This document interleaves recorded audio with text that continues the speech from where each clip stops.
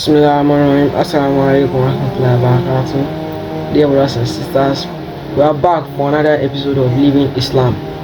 Today we will reflect on something we all share equally, yet often waste: time. The Prophet ﷺ said, there are two blessings which many people lose: health and free time.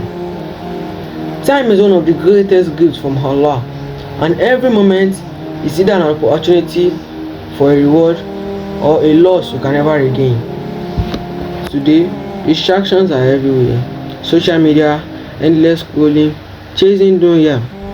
But Islam reminds us to value our time, because a believer's minute should be filled with purpose. Even simple acts like a dua, a smile, a moment of zikr can transform the wasted time into worship. So, to honor your time today, begin your day with Fajr and Duha. Set aside few minutes daily for Quran.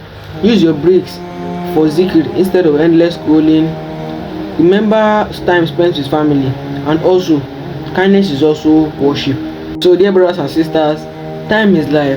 Every moment is a chance to come closer to Allah subhanahu wa ta'ala, and let's use our hours wisely before they slip away. May Allah bless our time, forgive our wasted time, and make our day full of goodness. Āmīn.